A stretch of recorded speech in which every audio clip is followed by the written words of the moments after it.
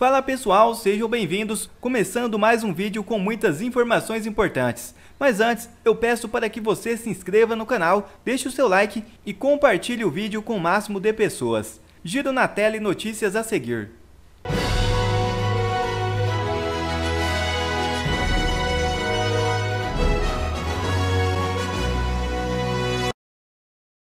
Governo Lula triplica pedidos de investigação a críticos e opositores políticos à PF, informa relatório.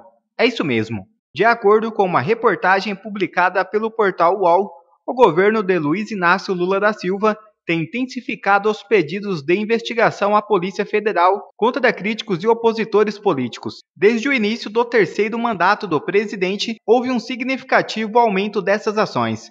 Entre janeiro de 2023 e abril de 2024, o Ministério da Justiça fez 159 solicitações de abertura de inquérito, resultando em uma média de 9,9 por mês. Em contraste, entre 2019 e 2022, foram registrados apenas 44 pedidos, com uma média de 0,9 por mês.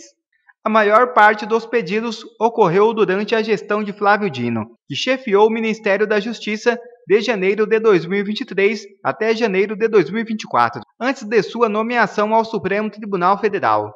Durante esse período, foram feitas 135 dos 159 pedidos totais. Desde fevereiro, sob a liderança de Ricardo Lewandowski, foram encaminhados 24 solicitações. As investigações de crimes contra a honra representam a maioria dos pedidos. Do total, 159 solicitações, 91 envolvem suspeitas de crimes contra a honra, relacionados ao primeiro escalão do governo. Especificamente, 65 desses pedidos estão relacionados ao presidente Lula e à primeira-dama Janja da Silva, superando todas as solicitações feitas durante o governo Bolsonaro.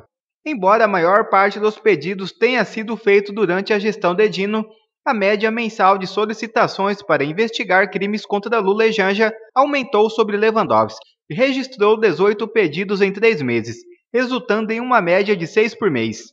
O crescente número de pedidos, particularmente sob gestão Dino, tem levantado preocupações sobre a possível politização da Polícia Federal. A natureza dos pedidos, muitas vezes relacionados ao crime de calúnia e difamação, como no caso de um parlamentar que chamou Lula de ex-presidiário, ladrão e corrupto, tem alimentado os questionamentos. Os pedidos de investigação desencadearam reações de políticos da oposição, que acusam o governo de abuso de autoridade. Um exemplo recente é o pedido de Paulo Pimenta, então ministro da SECOM, para investigar fake news sobre enchentes no Rio Grande do Sul, incluindo um post do deputado federal Eduardo Bolsonaro. E após levantamentos do Paraná Pesquisa, Alexandre de Moraes teme provável vitória de Bolsonaro em 2026. Jorge Serrão e Marco Antônio Costa comenta. Assista. Será que Alexandre de Moraes vai deixar o Bolsonaro atropelar o Lula? Porque vai ser assim, pelo que está mostrando a pesquisa, né? Boa tarde, Serrão. Exatamente. Saudações, meus amigos, meus amados haters, meu povo da Gazeta do Povo. O que é mais forte? A vontade de quem supostamente comanda o sistema de poder no Brasil ou a vontade popular? É essa resposta que a gente vai ter que esperar para acontecer daqui a uns 2 anos. Ou um pouco antes. Por quê? Por enquanto, todo o sistema de poder joga contra Jair Bolsonaro. Ele já tem 2 condenações eleitorais que o tornam inelegíveis e tem lá uma multa de R$425 mil para pagar. Onde é que o cara vai arrumar esse dinheiro, hein? Isso aqui é impressionante, né? Dinheiro não nasce em árvore, né? Então, são questões assim assustadoras. Isso, para quem está na opinião pública, gostando ou não gostando do Bolsonaro, fica clara uma perseguição. O sistema perseguindo Bolsonaro. E aí vem o efeito colateral da perseguição. O brasileiro não gosta desse tipo de postura. O brasileiro, o cara perseguido aqui, ele acaba ganhando adesão. É o que a gente está vendo. Então, o Bolsonaro soma o fato dele ter um discurso que ainda consegue juntar muita gente com o fato objetivo de que ele está sofrendo uma perseguição e isso as pessoas acabam aderindo naturalmente a ele em função do fato persecutório. Então, isso pega mal. Então, a estratégia do sistema de poder, eu já cansei de dizer, é completamente equivocada. ministro Alexandre de Moraes, ele agora reafirmou o poder dele e do Tribunal Superior Eleitoral. Mas os advogados de Bolsonaro pediram ao Tribunal Superior Eleitoral para que o caso dele fosse avaliado pelo Supremo Tribunal Federal. Ok. Aí o que fez o ministro Alexandre de Moraes? Disse simplesmente que o Supremo Tribunal Federal não vai avaliar o caso. Mas, espera aí, Houston, we have a problem. O ministro Alexandre de Moraes pode falar pelo Tribunal Superior Eleitoral. Mas aí vem a grande confusão, né? O Tribunal Superior Eleitoral é composto por 3 ministros do Supremo Tribunal Federal, mas um não é a mesma coisa que o outro. E aí, a gente está vendo agora um dilema que vai ter que ser resolvido. Quem é mais forte? O que vale no fim das contas? O Supremo ou o Superior? Esse embate não era para estar acontecendo no Brasil. O que tem que valer no Brasil não é nem o Supremo, nem o Superior. Aqui tem que valer a legalidade com legitimidade. O Estado de Direito pleno é que tem que valer. Então, esse tipo de conflito institucional desnecessário que está sendo jogado pelo sistema de poder que quer se livrar de Jair Bolsonaro a todo custo, ele gera um problema não para o Bolsonaro, não para o bolsonarista, ele gera um problema para o Brasil. Quer ter coisa pior do que nós estamos vendo hoje, nessa mais grave crise institucional da nossa história, em que você tem um Supremo Tribunal Federal que está tendo problemas de respeito perante a população? Você, sinceramente, fala, eu digo sinceramente, eu não gostaria de ter um Supremo Tribunal Federal sofrendo o desgaste que ele sofre hoje. Isso é ruim, é uma instituição importantíssima, é o guardião da Constituição.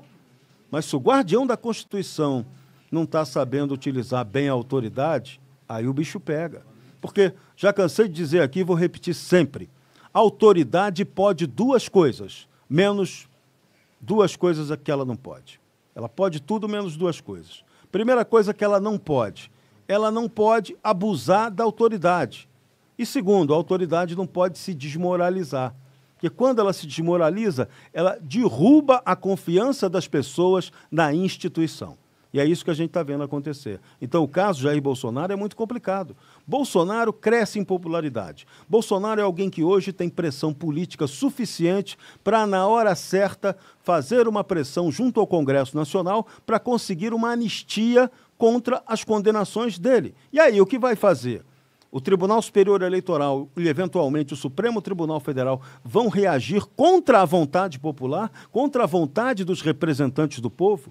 Qual seria a consequência de uma crise desse tipo entre os poderes? Então é isso que a gente tem que avaliar. Então, Bolsonaro está no papel dele agora. Está rodando o país, está fazendo campanhas cívicas, está articulando aí para eleger vereadores. Ele hoje é o cara com grande popularidade, é o inelegível com a maior capacidade de eleger alguém. Então, isso está gerando revolta no sistema de poder. Isso, com certeza, causa uma certa inveja a Luiz Inácio Lula da Silva, que está sendo um presidente impopular, aquele que está sendo obrigado a terceirizar a tirania para o outro poder, já que nem isso ele tem capacidade de ser o tirano de plantão, então ele terceiriza para os outros e tira a casquinha da tirania. E aí, Bolsonaro é quem vem crescendo. E agora pesquisas começam a apontar que Bolsonaro é o favorito para uma eventual sucessão presidencial, faltando muito tempo ainda para essa sucessão acontecer. Então, esse é um desastre político institucional para o governo e para algumas instituições que insistem em tentar acabar com Bolsonaro. Esse não é o caminho. Vou repetir pela última vez, ou se precisar, pela 13ª vez. Poder judiciário não tem legitimidade para fazer política. Quando ele se mete na seara que não é dele, a crise sobra para a nação. E a nação brasileira não merece isso. É isso aí, Jorge Serrão, ao vivo aqui na nossa bancada. Deixe seu like, seu comentário e, é claro, compartilhe também o Sem Rodeios com seus amigos para que todo mundo fique muito bem informado. O Serrão comentou sobre esse levantamento feito pela Paraná Pesquisas, onde coloca o Bolsonaro num confronto com o Lula, vencendo o atual presidente. O Lula, em um outro cenário, venceria, segundo as pesquisas, o Tarcísio de Freitas, governador de São Paulo, e também a ex-primeira-dama Michele Bolsonaro. Mas quando enfrenta o Bolsonaro, o Lula perde Marco Antônio Costa, mesmo sem poder pelo menos até o momento, se eleger, ou pelo menos se candidatar, aí o nosso Jair Bolsonaro vence Lula, segundo o levantamento do Paraná Pesquisas. Resta saber se o Supremo Tribunal Federal e todos os supremos que pensam a respeito vão deixar que Jair Bolsonaro se candidate, ainda mais com informação dessa, né, Marcão? Boa tarde. Boa tarde, Guilherme, Serrão, Cláudio Dantas, todo mundo aqui da equipe da Gazeta do Povo e que está nos assistindo aqui no Sem Rodeios. Olha, quando a gente olha para um sistema que comete irregularidades, crimes, e o sistema ele é composto pelos órgãos de cúpula do Poder Judiciário, eu acho que fica muito, muito claro que a questão jurídica, ela é um mero pano de fundo. Na verdade, ela é um pretexto de fundamentação que é utilizado pelos burocratas que se tornaram, mais do que juízes, mais do que ministros guardiões da Constituição, se tornaram ativistas políticos, perseguidores totalitários. A manutenção da inelegibilidade do Bolsonaro hoje, e eu falo isso e repito, não importa quem esteja no TSE. Importaria se fosse outra pessoa que não Cássio Nunes. Se fosse outra pessoa, né, que não seja o André Mendonça. Eles se tornaram uma espécie de... Eu posso chamá-los de corte do Gilmar Mendes? De quem é a Suprema Corte, afinal de contas? Ah, Marco, mas tem 3 ministros da Suprema Corte, 4 advogados, então tem menos ministro do que advogado. Vocês já viram a relação espúria que é lá no TSE? Você tem 4 advogados. Que advogado, que jurista denunciou o CIED? Que não seja um jurista ou um professor de direito com viés conservador, que nem tem o André Marsiglia, que nem você tem toda hora, né, o próprio Ives Gandra da Silva Martins apontando os abusos, apontando como é abjeta a postura dos ministros e do TSE. E a grande questão que fica é essa, né? É uma democracia sem povo. Como que a gente pode falar em democracia se você tem criminosos na cúpula do judiciário? E pior, a gente conseguiu inovar. Conseguiu inovar em tirania 2.0 desse século XXI, que é uma tirania iniciada pelo Poder Judiciário com a complacência, cumplicidade, apoio estrutural, apoio logístico, apoio comunicacional de oligopólios, monopólios da comunicação. A gente está exportando esse vírus macabro para o resto do mundo. Então, no final das contas, por mais que as pesquisas saiam, por mais que a gente veja a mobilização popular em prol do Bolsonaro, ele vai continuar. E isso não vai ajudar em nada quando você tem um sistema corrupto que sabe disso, já sabia disso quando da sua declaração de inelegibilidade. Já sabia disso antes. Na verdade, pessoal, é o seguinte, o sistema ele está lutando contra o povo. O sistema, ele sabe disso desde que as redes sociais elegeram o Bolsonaro, que de campanha gastou 4 milhões de reais para a presidência da República. Tem vereador nos rincões do país que gasta mais. Depois, vocês sabem muito bem por que ele gasta mais. Ele não vê nem isso com verba de parlamento, com verba da Câmara dos Vereadores, com verba de deputado estadual, mas eles gastam mais porque eles querem fazer parte, eles querem compor o sistema. Então, quando eles viram que o Bolsonaro se elegeu com o apoio e a mobilização popular, opa, esse cara é um alvo. Tanto que lá atrás, vocês vão pegar discurso, tem o Celso de Mello insinuando que o Bolsonaro é fascista, é nazista. insinuando a mesma porcaria nojenta e asquerosa que a tese para professorado, aí, a tese de docência para entrar na USP do Alexandre de Moraes. Então, são pessoas que querem se preservar porque eles são a representação personalíssima de um sistema que odeia o povo e que odeia o potencial das redes sociais, que, mesmo censurando as próprias redes por conta própria, mesmo ela censurando a direita, o conservadorismo no Brasil, nos Estados Unidos, é impossível ter controle total e absoluto, a não ser que você comece a censurar, a não ser que você puxe o tapete do cara, como eles fizeram. Vamos puxar o tapete. Se reuniu com quem? Com o embaixador. Não. Só ministro do Supremo pode se reunir com o embaixador. Presidente da República, não.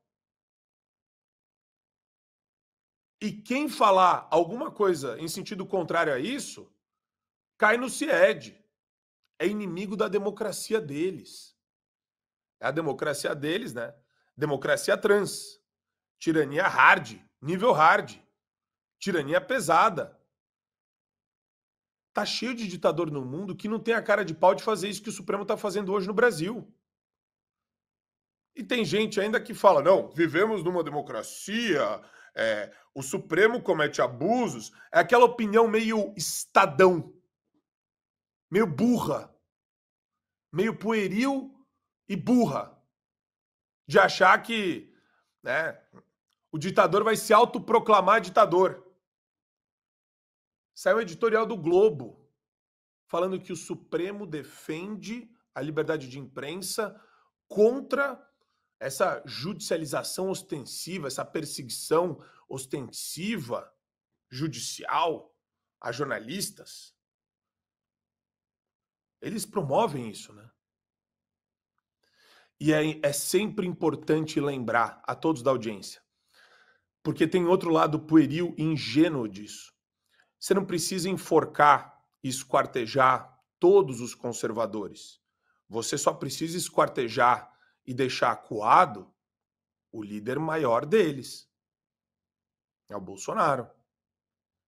Ai, mas eu não gosto do Bolsonaro. Eu tenho várias restrições ao Bolsonaro. Mas, amigo, aqui eu estou fazendo análise com você. Isso não é torcida. Isso é análise. Se fosse outra pessoa, falaria a mesma coisa de outra pessoa. O que está acontecendo é, basta enforcar sempre meia dúzia, ali, aqui, pronto. Quantas pessoas que vocês conhecem que falam, melhor não postar sobre isso, melhor a gente ficar quieto, melhor não falar. Pô, Marco, vocês têm coragem de falar sobre isso, hein? Não tinha que ter coragem para falar sobre isso. Criticar o Supremo? Pedir a reforma do Supremo, pedir impedimento de ministro que comete golpe, que cometeu golpe, à luz do dia, dando risada. Na esteira de tudo isso, o Alexandre de Moraes ainda falava, precisamos prender e multar muita gente ainda. Cara, tem uma compilação, dá para fazer um tratado de demência, de estupidez e tirania do que está acontecendo hoje no Brasil. Não se enganem, meus amigos. É aquela velha história. Você acha que só estão indo atrás do Bolsonaro. A hora que você, petista de carteirinha, psolista de alma e de espírito, a hora que você der uma tisnadinha contra o sistema vai te engolir gostoso. E você não vai ter ninguém para pedir socorro. E mais uma atrapalhada do Exército no Rio Grande do Sul gera afastamento de militares. É isso mesmo. Militares do Exército Brasileiro pediram que a população do bairro Matias Velha, em Canoas, no Rio Grande do Sul, evacuasse a região. A alegação, para tanto, era de que a DIC havia rompido na região metropolitana. Imediatamente, desesperadamente, as pessoas começaram a se retirar do local. Porém, a informação dada pelos militares era completamente falsa. O DIC permaneceu intacto. Diante da situação e da nova atrapalhada, o Exército emitiu nota pedindo desculpas pelo transtorno. Militares que atuavam no bairro Matias Velho souberam sem confirmação que um dique havia rompido e imediatamente passaram a comunicar erradamente os moradores da necessidade de evacuação das áreas consideradas em risco. E acrescenta a nota: medidas administrativas foram adotadas para apurar rigorosamente os fatos. Os militares diretamente envolvidos foram afastados de suas atividades durante o processo de investigação. Quer ver mais conteúdos como esse? Então inscreva-se agora mesmo no canal e ative o sininho das notificações. Assim você não perde mais nenhum conteúdo que é postado aqui no canal. E também já deixe o seu like para o YouTube ajudar a divulgar o nosso trabalho. Fico por aqui e que Deus abençoe a todos. Brasil acima de tudo e Deus acima de todos.